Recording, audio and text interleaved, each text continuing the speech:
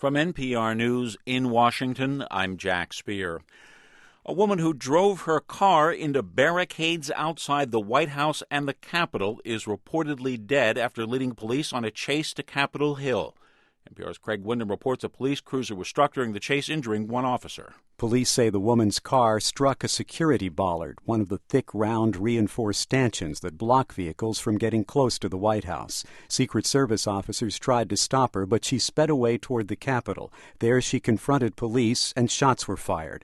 U.S. Capitol Police Chief Kim Dine. This appears to be an isolated incident with this one vehicle involved. Dine was asked about reports that there was a child in the car with her. We believe there was a child in the car, and we're still collecting those facts. Dine says the incident does not appear to be related to terrorism. Police ordered a brief lockdown. No one in the Capitol complex was hurt. Craig Wyndham, NPR News, Washington. The nation's most populous state, California, now joins a growing list of states that are allowing immigrants who are in the U.S. illegally to obtain driving permits.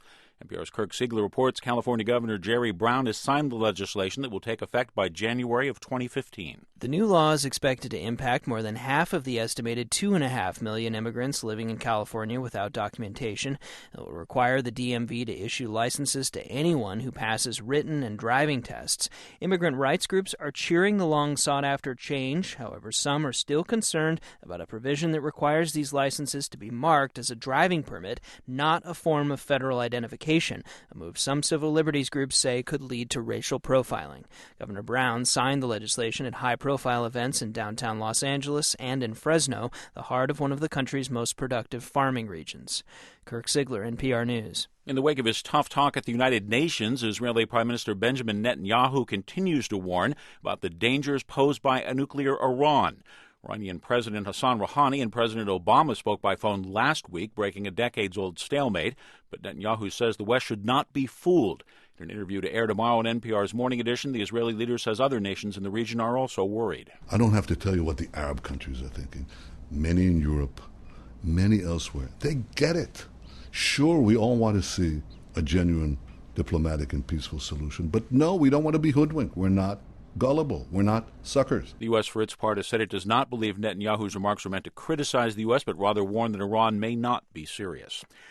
What's looking somewhat doubtful, the government will be able to release its monthly jobless figures this week. The weekly numbers did come out, according to the Labor Department. First-time jobless claims last week were up by 1,000 to a seasonally adjusted 308,000.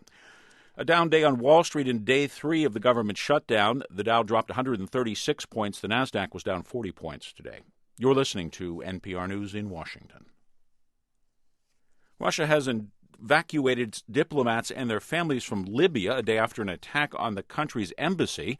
Russia says none of its personnel were injured in the incident, in which a mob apparently attacked the embassy in response to the death of a Libyan Air Force officer who was reportedly shot and killed by a Russian woman.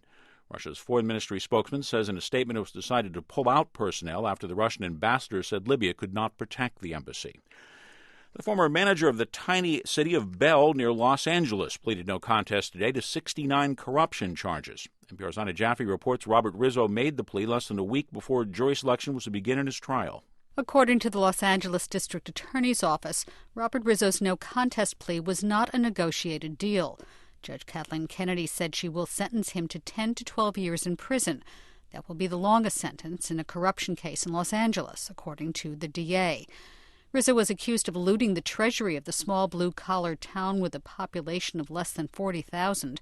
He paid himself hundreds of thousands of dollars a year, plus perks, and handed out loans to himself and other city officials with public funds.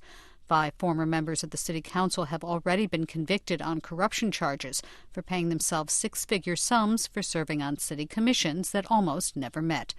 Ina Jaffe, NPR News. If you're electric car maker Tesla, not the kind of picture you want to see. One of your $70,000 plus S models on a highway in flames. Officials say the fire apparently began in the car's battery after the driver hit metal debris on the road. Firefighters were able to extinguish the fire. Tesla says it's the first fire involving one of its electric-powered vehicles. No one was hurt, but Tesla shares plunged another 5% today. I'm Jack Speer, NPR News in Washington.